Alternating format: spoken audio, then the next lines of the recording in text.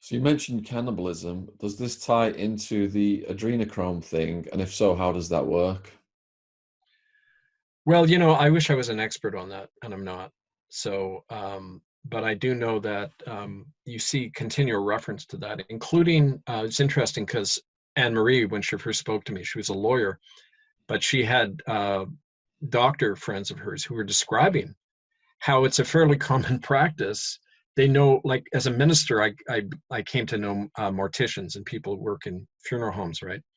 And she was saying that these doctors who have these contacts among morticians describe routinely how wealthy women or men will pay them to come in and have sex with corpses. But part of that process is not just having sex with corpses, but killing these people and accessing what you're talking about, these hormones and other aspects of the human body which they believe bring life. And whether or not it actually does, they believe it does. And that's part of the justification of these monstrous rituals, right?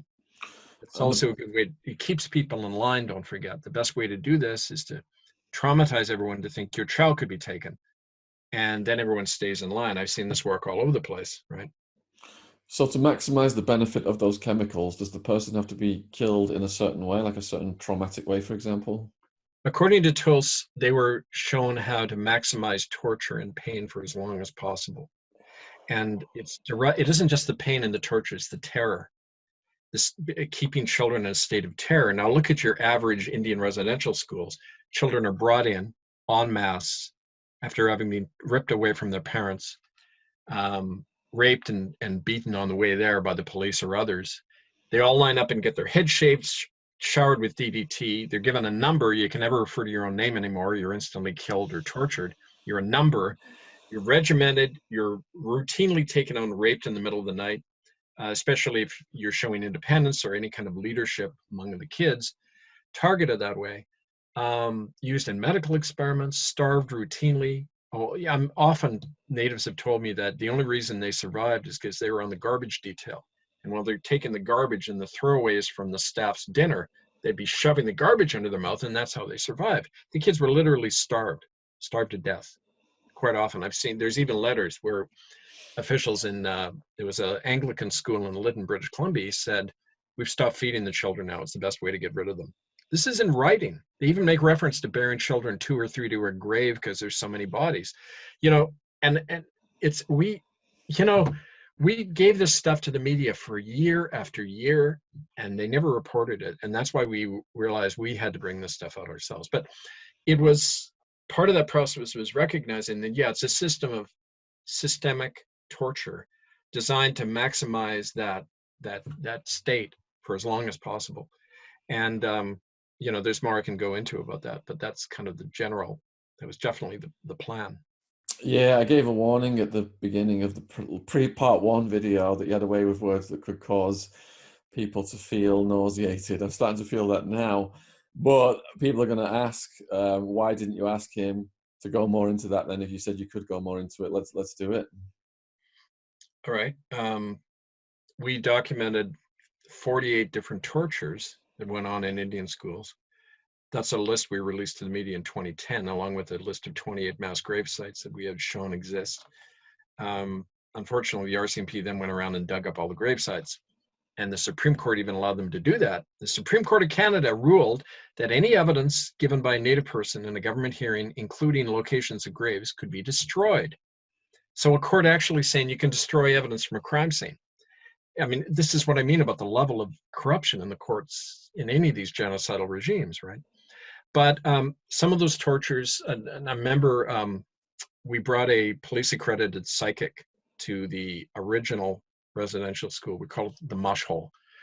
It was the Anglican school in Brantford, Ontario, the Mohawk school.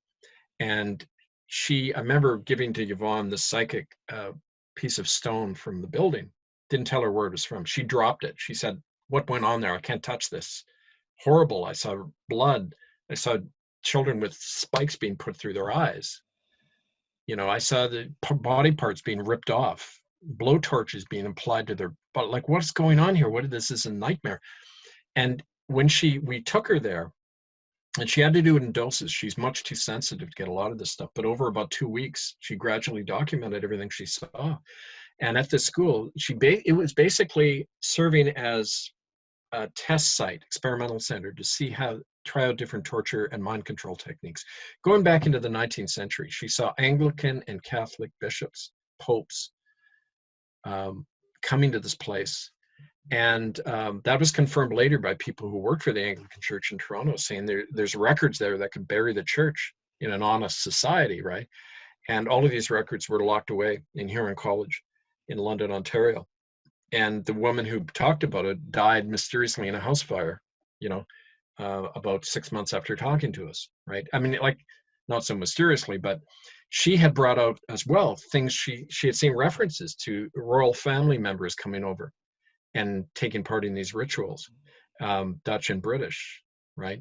But all of those techniques of torture, like, I don't know if you read the accounts of serial killers, there was an infamous one in Canada called Clifford Olson, where he was finally arrested after many years of operating, and he would take children and burn off and rip off body parts, appendages and things to maximize the crime, blind them, pull out their teeth without any painkiller, and all the sexual deviations that went on. Now, those techniques were described to us by a woman who was a survivor of a thing called the Lincoln Park Air Force Base. It was a Royal Canadian Air Force Base where Nazi doctors were used right up to the 1970s, possibly the 80s, to do pain threshold experiments on children to see how is the brain affected by torture and trauma in order to create the perfect soldier. Like how, and they studied this all the time in war, that, like, when you're traumatized as a soldier, are you still able to continue to function? That's what they had to test, right? And exactly those tortures Clifford Olson was using on those children were being done. They're documented by government and Nazi doctors at this Lincoln Park Air Force Base. There was one survivor. Her name was Gail. And I've got her testimony again in our book, murderbydecree.com. And the government even confirmed, they came out to her place and confirmed that those things had been going on, that there was an SS doctor, codenamed Bob Armstrong. We believe his name was Heinz Lehmann, SS doctor who worked with Josef Mengele at Auschwitz in these pain threshold experiments. And she even named his SS tattoo that's right here on the arm. She and they confirmed that he was in charge of all the Indian hospitals across Canada, this former SS doctor.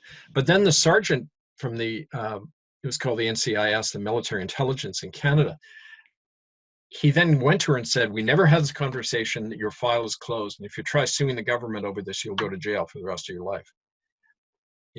And I heard this from Gail and her husband on Salt Spring Island, just down the coast here. And again, it's the same old story, like, it's all out there, and yet the killers are in charge. So it's up to us, right? Before we proceed, then, I just want to tell the viewers that there are links in the description box below this video to all your stuff. And there's a link to the website and the book. And there's something there that says you can download it for free. Is that the case? That's right. Murderbydecree.com. You can just get it there free. So Kevin's not trying to make money off this. He's got a link. He's very generous. He made the book. You can download that for free if you want to check out his research in way more detail on what he's done. Go down in the description box and click over on his stuff and support what he's doing.